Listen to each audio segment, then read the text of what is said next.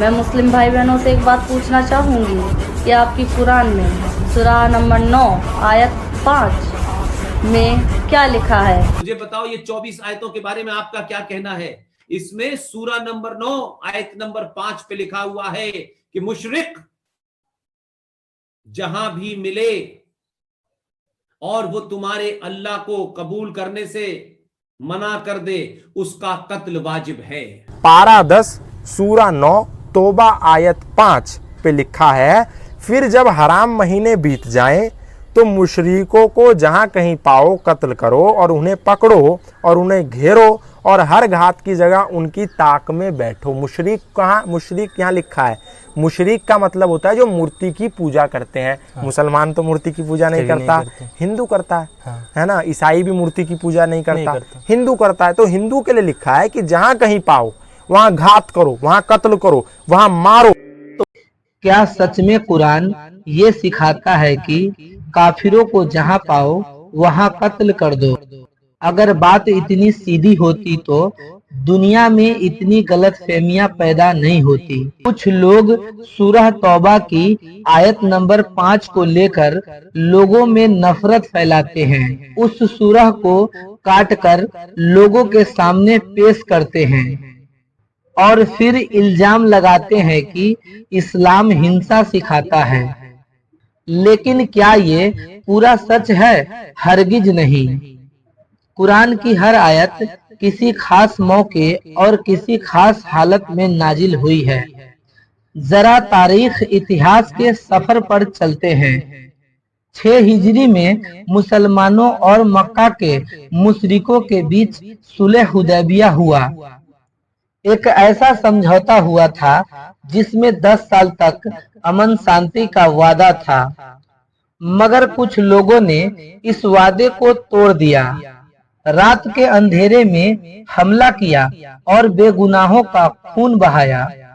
صلح حدیبیہ ایک معاہدہ تھا جس میں یہ طے ہوا تھا کہ مسلمان اور قریش 10 سال تک کوئی بھی جنگ نہیں کریں گے اور عرب کے تمام قبائل آزاد ہوئیں گے۔ اب سوچئے، صلح حدیبیہ ہونے کے بعد بھی اگر کوئی دوبارہ مسلمانوں پر حملہ کرے تو پھر کیا کرنا چاہیے؟ قریش کے ساتھی بنو بکر نے معاہدہ توڑ دیا اور رات کے اندھیرے میں بنو خزرہ کے لوگوں کو مار دیا۔ اب سوچئے، جب کوئی خود جنگ شروع کرے تو کیا جواب دینا غلط ہے؟ ایسے حالات میں سورہ توبہ کی آیت نمبر 5 نازل ہوئی۔ بسم اللہ الرحمن الرحیم۔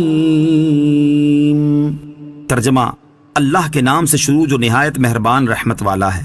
فَإِذَا انسَلَخَ الْأَشْهُرُ الْحُرُمُ فَاقْتُلُوا الْمُشْرِكِينَ حَيْثُ وَجَدتُّمُوهُمْ وَخُذُوهُمْ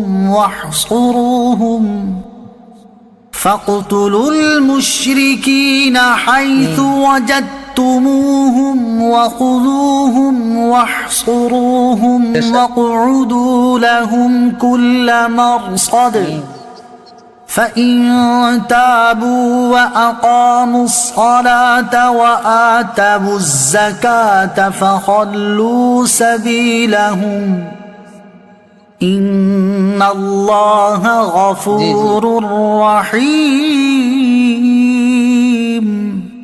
ترجمہ: پھر جب حرمت والے مہینے گزر جائیں تو مشرکوں کو مارو جہاں تم انہیں پاؤ اور انہیں پکڑ لو اور قید کر لو اور ہر جگہ ان کی طاق میں بیٹھو۔ پھر اگر وہ توبہ کریں اور نماز قائم رکھیں اور زکوٰۃ دیں تو ان کا راستہ چھوڑ دو، بے شک اللہ بخشنے والا مہربان ہے۔ فَإِذَا انسَلَخَ الْأَشْهُرُ الْحُرُمُ، جواب دینا پھر جب پڑے گا۔ حرمت والے مہینے گزر جائیں، یہاں حرمت والے مہینوں سے مراد ان کفار کی امان کے مہینے ہیں جو اسلام مسلسل 4 کتنا تھے۔ مشکل سے لہٰذا ہم یہ لوگوں آیت تک منسوخ پہنچا ہے۔ نہیں، آپ اور لوگ جن اس مہینوں ویڈیو میں میں دیکھ جنگ سکتے ہیں۔ ابتدائے اسلام میں حرام تھی وہ رجب، ذیقعد، ذوالحجہ اور محرم ہیں۔ اب ان میں جہاد جائز ہے چونکہ یہاں مذکور معاہدے کی تکمیل والے 4 مہینوں میں ان کفار سے جنگ حرام تھی، اس لیے انہیں اشہر حرام فرمایا گیا۔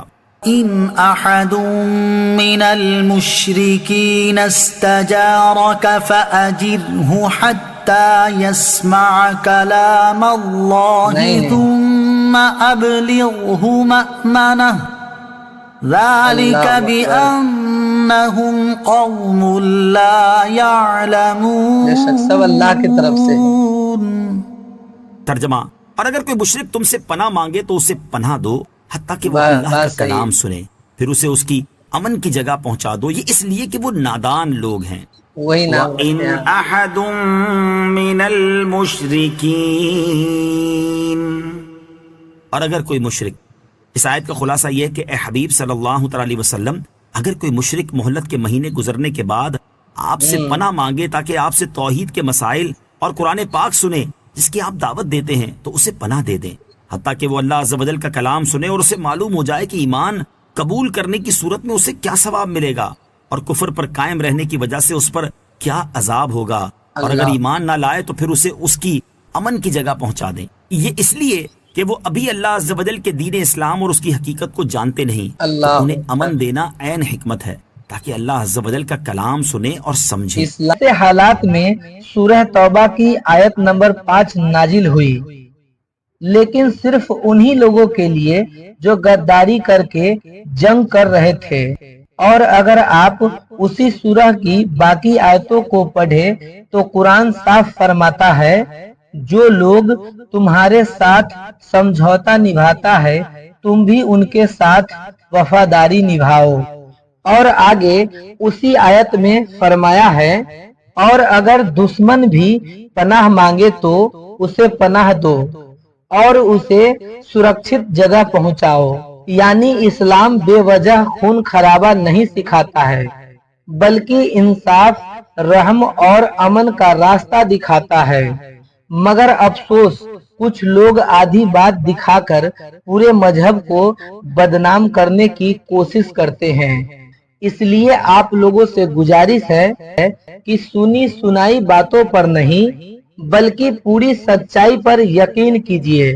اگر یہ بات دل تک پہنچی ہو تو اسے آگے بھی ضرور شیئر کریں تاکہ لوگوں کے دلوں سے غلط فہمیاں ختم ہو جائے اور سچ سب تک پہنچے.